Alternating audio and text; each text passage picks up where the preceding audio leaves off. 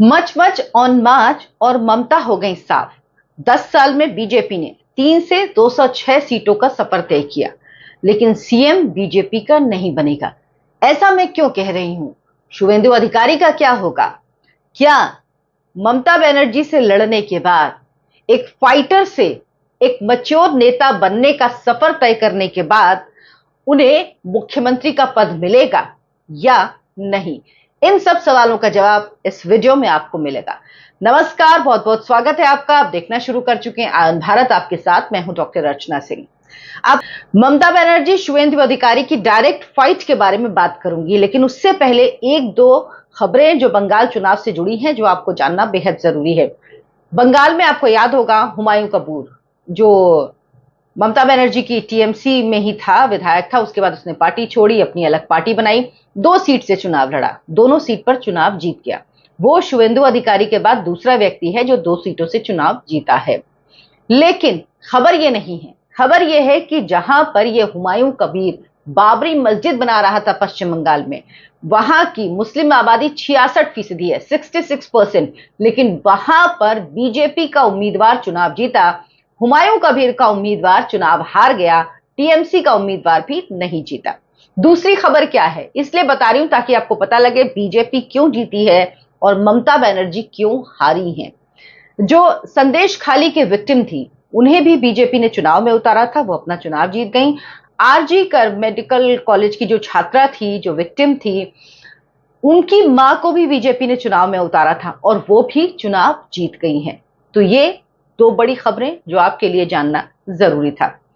अब ममता बनर्जी का आपने वीडियो देखा होगा कि काउंटिंग के दौरान ही, जब आखिरी दौर की काउंटिंग चल रही थी और तय हो गया था कि ममता बनर्जी हार रही हैं, ममता बनर्जी का वीडियो आया। ममता बनर्जी भवानीपुर से हार गई हैं। 2021 में ममता बनर्जी भवानीपुर सीट छोड़कर नंदीग्राम गई थी, क्योंकि शुवेंदु अधिकारी टीएमसी छोड़कर बीजेपी में चले गए थे। नंदीग्राम गई, नंदीग्राम में उन्हें शुवेंदु अधिकारी को चुनौती देनी थी, लेकिन ममता बनर्जी, ऐसा लगता है खुद आबेल मुझे मार के लिए पहुंच गई थी, हार गई वहां चुनाव। फिर वापस भवानीपुर से उन्होंने चुनाव लड़ा, उपचुनाव, और उसमें वो जीती और मुख्यमंत्री बनी रही। इस बार वो डर की वजह से नंदीग्राम नहीं गई। तो शुवेंदु जो नंदीग्राम से पर्चा भर चुके थे, ममता बनर्जी के भवानीपुर से लड़ने की घोषणा के बाद वो भवानीपुर से भी चुनाव में उतरे और 15,114 वोटों से ममता बनर्जी को हरा दिया। ममता बनर्जी शॉक में चली गई। ममता बनर्जी ने उसके बाद जो कहा, मुझे मारा गया, मुझे पीटा गया, मुझे अंदर नहीं जाने दे रहे, मुझे लात मारी गई, 100 सीटों पर बीजेपी ने वोट चोरी किया, ये वो वाली ममता बनर्जी नहीं है जिनको आपने देखा होगा। जो भी पश्चिम बंगाल की राजनीति को फॉलो करता है, ममता बनर्जी की राजनीति को फॉलो करता है, या उनके जानने वाले जो लोग हैं, वो ये कह रहे हैं कि ये वो ममता बनर्जी नहीं है जिन्हें हम जुझारू, जिन्हें हम जमीन का नेता, जिन्हें हम लड़ाकू नेता कहते थे। ये वही ममता बनर्जी हैं जो 1975 में जेपी की कार के बोनट पर चढ़ गई थी विरोध के लिए। कांग्रेस में थी उस वक्त ममता बनर्जी, और जेपी जब कोलकाता पहुंचे तो वहां वो उनकी कार के बोनट पे चढ़ गई कि नई नई नेता थी। जिसने भी देखा वो देखकर चौंक गया था, और वो तस्वीर राष्ट्रीय अंतरराष्ट्रीय हर अखबार में छपी थी। और ममता बनर्जी वहीं से एक बड़ा नाम बनने की शुरुआत कर चुकी थी। 1993 में रॉयटर्स बिल्डिंग में उन्हें बाल पकड़ के उन्हें खींचा गया, उनका सर फाड़ दिया गया था। उसके बाद वो अपने सर पे पट्टी बांधकर वो घूमती रही थी, लोगों के बीच गई, जनता के बीच गई, उन्होंने एक सिंपैथी वेव क्रिएट की। और इसके बाद उन्होंने 18 साल बाद लेफ्ट से बदला भी लिया, जब 2011 में ममता बनर्जी ने अपनी सरकार बनाई, टीएमसी की सरकार बनाई, कांग्रेस पार्टी से अलग होने के बाद। 2021 का चुनाव आपको याद ही होगा, ये चुनाव मैंने कवर किया था, खुद देखा ममता बनर्जी पैर में प्लास्टर चढ़ाकर किस तरह से प्रचार कर रही थी। और कहीं ऐसा नहीं हुआ कि वो प्रचार में ना पहुंची या वो डिफेंसिव नजर आई हो। प्लास्टर चढ़ा के भी वो इतनी आक्रामक थी कि देख के लगता था कि वाकई ये नेता तो जीतने वाली है। लेकिन इस बार बीजेपी के सामने ममता बनर्जी हारी हुई नजर आ रही थी, और इसीलिए मैंने पहले ही घोषणा कर दी थी। इसकी जो तस्वीर है, या कह लीजिए जो इसकी रूपरेखा है, ये 2024 के लोकसभा चुनाव से ही बनने लगी थी। 2024 के लोकसभा चुनाव में बीजेपी को जरूर पश्चिम बंगाल से सीटें 2019 के लोकसभा चुनाव से कम मिली, लेकिन भवानीपुर में कहानी कुछ और लिखी गई थी। भवानीपुर में बूथ नंबर 70 जो ममता बनर्जी का बूथ है, वहां पर ममता बनर्जी हार गई थी। लोकल बॉडी इलेक्शन इसके बाद हुए और भवानीपुर में 5-6 ऐसे वार्ड थे जहां पर बीजेपी ने प्रचंड जीत हासिल की थी। सोचिए, ममता के गढ़ में बीजेपी ने लोकल बॉडी इलेक्शन में प्रचंड जीत हासिल की थी। अब बीजेपी ने किस तरह से, बीजेपी ने ये पूरा आकलन किया, देखा, समझा और स्ट्रैटेजी किस तरह से बीजेपी बनाती है। ममता को बूथ नंबर 70 जो ममता बनर्जी का बूथ है, वहां पर घेरने की पूरी तैयारी की गई। 4 बड़े नेता राजस्थान से बुलाए गए और पूरी कमान जो ममता बनर्जी के भवानीपुर की है वो दी गई थी, राजस्थान से बुलाए गए राजेश राठौर को भवानीपुर का इंचार्ज बनाया गया। उन्हें चाणक्य कहा गया, जिस तरह से उन्होंने पूरी रणनीति यहां पर रची। इनके अलावा 3 और नेता, रवि नैयर, अशोक सैनी और सोमकांत शर्मा, ये चारों नेता बूथ नंबर 70 पर लगातार काम कर रहे थे। लगातार वहां पर वो लोगों से मिल रहे थे और जो राजेश राठौर है, उन्होंने तो कहा कि शुरू में उनको बहुत दिक्कत हुई, लोग बोलने को राजी नहीं थे, लोग डरते थे, लोगों को भरोसा नहीं होता था, लेकिन जब हमने उनको भरोसा दिलाया तो धीरे धीरे उनको भरोसा आया और उनको विश्वास हुआ कि हाँ, ममता बनर्जी हार सकती हैं। अच्छा, भवानीपुर में बीजेपी ने सिर्फ ये नहीं, बूथ नंबर 70 पूरा रोड मैप बनाया हुआ था। वहां पर बड़े बड़े नेता जो सिख हैं, उनके साथ सिख नेता रवनीत सिंह बिट्टू, जो मारवाड़ी हैं, मारवाड़ी नेता उनसे बात कर रहे थे, जो गुजराती हैं उनके साथ गुजरात के नेता बात कर रहे थे। मतलब पूरे तौर पर किलेबंदी करी हुई थी भवानीपुर में, क्योंकि अमित शाह ने, आपको याद होगा, कहा था कि आप भवानीपुर जिता दो, हम बंगाल जीत लेंगे। तो नरेंद्र मोदी के सिपह सालार अमित शाह ने ये चुनौती दी थी और अमित शाह जब कोई चुनौती देते हैं तो वो उसके लिए काम भी करते हैं, वो हवाई बातें नहीं करते। इसीलिए भवानीपुर में इस तरह की तैयारी की गई थी। अब ये सारी चीजें थी जो ममता बनर्जी की हार की वजह बनी भवानीपुर में, लेकिन ममता बनर्जी अपनी हार को स्वीकार करने के लिए तैयार ही नहीं है। ये किसी फाइटर का तरीका नहीं होता है। आप हार गई तो आप हार को स्वीकार करिए। जब आप 2011 में जीत कर आई थी वाम दलों से, तो आप कैसे जीत के आई थी? वही हुआ जो अब हुआ था। 2021 के आंकड़े एकदम उलट गए। इस बार 2026 में बीजेपी और टीएमसी में यही हुआ था 2011 में कि 2006 के आंकड़े बिल्कुल उलट गए थे। जो टीएमसी को आंकड़ा मिला और जो लेफ्ट पार्टी को आंकड़ा मिला था, मतदान के बाद जो वोट मिले थे, जो सीटें मिली थी, वो बिल्कुल चेंज हो गया था।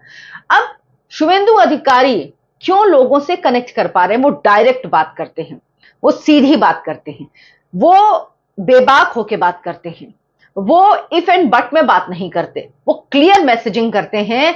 जब चुनाव जीता, चुनाव जीतने के बाद उन्होंने क्या कहा? मैं हिंदू वोटों से जीता हूं, मुसलमान ने मुझे वोट नहीं दिया, मुसलमान ने ममता बनर्जी को वोट दिया है।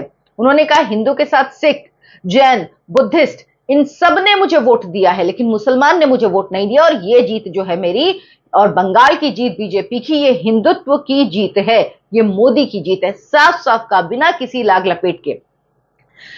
शुवेंदु अधिकारी ने लड़ाई लड़ी, वो विपक्ष में थे, तब वो लगातार ममता बनर्जी से लड़ाई लड़ते रहे। 2021 के चुनाव से पहले वो आए थे टीएमसी से बीजेपी में। उस वक्त सोचिए, बीजेपी विपक्ष में थी, बीजेपी उसके पहले सिर्फ 3 सीट लेके आई थी, 9-10% वोट था। तो ऐसा कुछ नहीं था कि बीजेपी के पास बहुत बड़ा खजाना था और शुवेंदु अधिकारी आए थे उसमें से हिस्सा लेने के लिए। नहीं, वो जब आए तो बीजेपी जूझ रही थी, लड़ रही थी। और शुवेंदु अधिकारी जब आए 2021 में, उसके बाद बीजेपी ने 77 सीट हासिल की। ये मैं सिर्फ शुवेंदु अधिकारी को क्रेडिट नहीं दे रही हूं, क्योंकि बीजेपी की लीडरशिप ऐसी है जो काम करती है और उसमें शुवेंदु अधिकारी ने कैटलिस्ट का काम किया। एक वो नेता की जरूरत बीजेपी को थी बंगाल में, जो ममता बनर्जी से डायरेक्ट लड़ पाए। दिलीप घोष इसके पहले अध्यक्ष थे, लेकिन वो काम नहीं कर पा रहे थे जो शुवेंदु अधिकारी ने आके किया। 2021 के चुनावों में उसका परिणाम भी नजर आया। लेकिन शुवेंदु अधिकारी को आप देखिए, एक बनने वाला चीफ मिनिस्टर और एक जाता हुआ चीफ मिनिस्टर। आप शुवेंदु अधिकारी की बॉडी लैंग्वेज 2021 में देखिए, मैंने उनसे कई बार इंटरव्यू किया, कई बार बात किया, तब वो बड़े गुस्से में नजर आते थे, बड़े खींचे हुए नजर आते थे, बड़े ऐसा लगता था अंदर से बड़े उद्वेलित हैं, वैसे नजर आते थे। लेकिन अब वो मैच्योर हैं, वो अपनी बात कहते हैं, कन्विक्शन के साथ कहते हैं, उनमें खीज नहीं है, गुस्सा नहीं है, गंभीरता है, मैच्योरिटी है जो एक मुख्यमंत्री में होनी चाहिए। उन्होंने कहा कि शांति होनी चाहिए, अब बंगाल में ये मारकाट की राजनीति नहीं होनी चाहिए। वाकई बंगाल को इससे निकालने की जरूरत है, क्योंकि चाहे लेफ्ट हो चाहे फिर टीएमसी हो, सब वही करते रहें, लेकिन बंगाल को अब इससे आजादी चाहिए।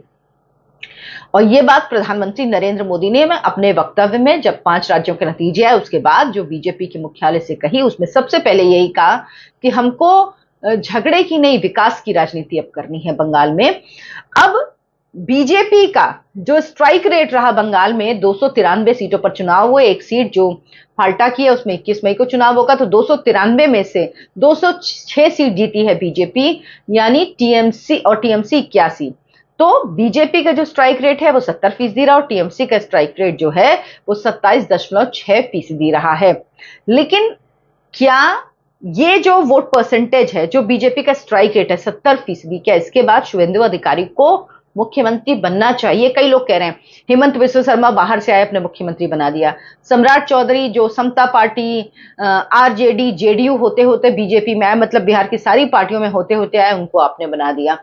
लेकिन मैं सम्राट चौधरी की बात तो नहीं करूंगी, लेकिन हेमंत बिस्व शर्मा और शुवेंदु अधिकारी, इन दोनों की बात करूंगी। हेमंत बिस्व शर्मा ने खुद को प्रूव किया। उन्होंने सिर्फ असम में काम नहीं किया, उन्होंने पूरा नॉर्थ ईस्ट में बीजेपी की पकड़ मजबूत की। बीजेपी की सरकारें बनी कई राज्यों में, जहां बीजेपी सोच नहीं सकती थी नॉर्थ ईस्ट में, बड़ी बीजेपी के लिए मुश्किल था, वहां पेनिट्रेशन ही नहीं था। तो इसीलिए 2021 में जब चुनाव हुआ उसके पहले हेमंत बिस्व शर्मा कांग्रेस से बीजेपी में आ चुके थे, लेकिन उस वक्त सर्बानंद सोनोवाल मुख्यमंत्री बने, 5 साल मुख्यमंत्री रहे और हेमंत बिस्व शर्मा स्वास्थ्य मंत्री थे, अगर मुझे ठीक ठीक याद है तो। उसके बाद माफ कीजिएगा 2016 में, ये सब 2016 में हुआ जब वो बीजेपी में आए थे। उसके बाद चुनाव हुआ, सर्बानंद सोनोवाल मुख्यमंत्री बने। फिर 2021 के चुनाव जब हुए तो हेमंत बिस्व शर्मा मुख्यमंत्री बने और उन्होंने 5 साल परफॉर्म करके दिखाया। सिर्फ असम में नहीं बल्कि उसके पहले वो 10 साल आप कह लीजिए वो पूरा काम कर रहे थे। 2016 से लेकर 2026 तक उन्होंने नॉर्थ ईस्ट में खूब काम किया है और 2026 के चुनाव तो खैर उनके नाम पर ही लड़े गए और उन्होंने दिखा दिया कि सीटें बीजेपी की बढ़ी हैं। कांग्रेस सिर्फ 19 सीट पर सिमट कर रह गई है। गौरव गोगोई भी अपना चुनाव हार गए हैं। तो ये सब कुछ हुआ ममता, इसीलिए शुवेंदु अधिकारी आए बीजेपी में, वो विपक्ष में आए थे, वो सरकार में नहीं आए थे। 3 सीट वाली बीजेपी में आए थे। वो उस बीजेपी में आए थे जिसका 10% वोट था, लेकिन उनको पता था कि यहां पर अगर वो मेहनत करेंगे तो उनके पास मुख्यमंत्री बनने का चांस है। कुछ लोग कहते हैं कि क्या जो पार्टी के हमारे वर्कर हैं वो क्या सिर्फ दरी बिछाने के लिए हैं, वो ऊपर तक नहीं पहुंचेंगे। पार्टी के वर्कर ऊपर, सबसे बड़ा उदाहरण नरेंद्र मोदी है। और ऐसा होता है कि सब पहुंचेंगे, सबको मिलती है जगह, लेकिन जब ऐसे नेता आपके पास आते हैं और जब आपका विस्तार इतना ज्यादा हो, 23 राज्यों में बीजेपी एनडीए की सरकार है, तो अगर आपका विस्तार इतना ज्यादा हो तो उसके बाद आपको ऐसे लोगों को भी एकोमोडेट करना पड़ता है जो खुद को साबित करते हैं। शुवेंदु अधिकारी वो व्यक्ति हैं जिन्होंने खुद को साबित किया है। 2 बार ममता बनर्जी को हराया। उन्होंने नंदीग्राम से पर्चा भरा। अमित शाह ने कहा कि आपको लड़ना है भवानीपुर से भी आके, वो चाहते तो मना कर देते क्योंकि नंदीग्राम तो उनकी अपनी सीट है। वो आए, लड़े और जीते। तो ममता बनर्जी को टक्कर देने के लिए उन्हीं की लेवल का नेता चाहिए था जो है। और 2021 में 77 सीट आने के बाद शुवेंदु अधिकारी लगातार पश्चिम बंगाल में काम करते रहे हैं। लगातार आपको नजर आ रहा होगा कि हाँ, एक विपक्ष है जो ममता बनर्जी को टक्कर दे रहा है। तो ये क्रेडिट तो शुवेंदु अधिकारी को मिलेगा। इसीलिए इस जीत के कई लोग हैं जो दावेदार हैं, जिनको मानना चाहिए कि उनकी वजह से जीत हुई, लेकिन शुवेंदु अधिकारी पश्चिम बंगाल में बीजेपी का सबसे बड़ा चेहरा है, निर्विवाद रूप से हैं और वो पूरी तरह डिजर्व करते हैं कि उन्हें मुख्यमंत्री बनाया जाए। ये बात कहना कि बाहर से आए हुए, वो बात यहां पर बेईमानी हो जाती, क्योंकि उन्होंने करा है, खुद को प्रूव किया है, काम किया और उसके बाद अगर उनको पद मिलता है तो बिल्कुल जायज है। अब ममता बनर्जी की सरकार के 12 मंत्री हार गए। सोचिए, ममता खुद हारी, ममता समेत 12 मंत्री हार गए हैं। पहली बार क्या हुआ है कि केंद्र और राज्य में, पश्चिम बंगाल में एक ही पार्टी की सरकार होगी 1972 के बाद। 1972 में राज्य में कांग्रेस की सरकार थी और केंद्र में भी कांग्रेस की सरकार थी, इंदिरा गांधी की। तो अब जो है, जब राज्य और केंद्र में एक सरकार होगी और जब ये सीमा से जुड़ा इलाका है, बहुत संवेदनशील इलाका है, पश्चिम बंगाल में कई इलाके तो ऐसे हैं कि बीच में रोड जा रही है। मैं खुद गई हूं, बीच में रोड जा रही है। इधर से जो ये गाड़ी जा रही है, ये बांग्लादेश जा रही है और आप ये रोड क्रॉस करेंगे तो इधर इंडिया उधर इंडिया और बीच में सड़क है। जितनी सड़क नॉर्मली होती है वो सड़क है, वो बांग्लादेश की है और इधर इंडिया उधर इंडिया। तो ऐसी जगह, ऐसे सेंसिटिव जगह जहां इतने ओपन बॉर्डर्स हो और जहां से घुसपैठ इतनी होती हो, वहां पर ऐसी सरकार का आना जो राष्ट्रवादी हो, ऐसी सरकार का आना जो केंद्र में भी हो, वाकई पश्चिम बंगाल की शक्ल बदल देगा। और पश्चिम बंगाल में अब देखिएगा उद्योग जिस तरह से आएंगे, विकास जो होगा गुजरात महाराष्ट्र की श्रेणी में जल्द ही आएगा पश्चिम बंगाल। और पश्चिम बंगाल के लोग इस बदलाव को देखेंगे ही, क्योंकि उन्होंने इस बदलाव के लिए, हिंदू जब वोट करता है विकास के लिए वोट करता है, उसको दिख रहा है कि बीजेपी की सरकार उत्तर प्रदेश में क्या काम कर रही, बीजेपी की सरकार महाराष्ट्र में क्या काम कर रही, बीजेपी की सरकार गुजरात में क्या काम कर रही है। तो उन्हें लगा कि हमें क्यों नहीं ये मिलना चाहिए, हम क्यों डिजर्व नहीं करते हैं। एसआईआर की बात की गई कि 63%, लेकिन एसआईआर में 63% हिंदू वोट कटे और 34% मुस्लिम वोट कटे हैं। लेकिन ममता बनर्जी कुल मिला के जिस तरह से खिसियाई हुई हैं, जिस तरह से परेशान हैं, वो ये जान ले कि शुवेंदु अधिकारी जो उनके लेफ्टिनेंट एक समय पे हुआ करते थे, उनके क्लोजेस्ट लोगों में हुआ करते थे, वो अब मुख्यमंत्री बनेंगे और ममता बनर्जी अपनी सीट तक नहीं बचा पाई हैं। वो शुवेंदु अधिकारी से अपनी सीट हार गई हैं और शायद ये एक रिकॉर्ड है कि कोई सिटिंग चीफ मिनिस्टर 2 बार एक ही व्यक्ति से अपना चुनाव हार जाए, 2 बार लगातार हार जाए, ये शायद एक रिकॉर्ड है। अगर कोई और उदाहरण है तो आप मुझे बताइएगा, क्योंकि मेरी जानकारी में मुझे तो ऐसा कुछ ध्यान नहीं आता कि एक सिटिंग चीफ मिनिस्टर 2 बार लगातार एक ही व्यक्ति से चुनाव हार जाएं। तो शुवेंदु अधिकारी पूरी तरह से डिजर्विंग है, भले ही वो बीजेपी में आए हों, बीजेपी के मूल के ना हो, आरएसएस के मूल के ना हो, लेकिन शुवेंदु अधिकारी हूं या हेमंत बिस्व शर्मा, इनको देखकर लगता है कि ये बीजेपी के नेताओं से ज्यादा हिंदुत्व की बात करते हैं, खुल के करते हैं, साफ साफ करते हैं,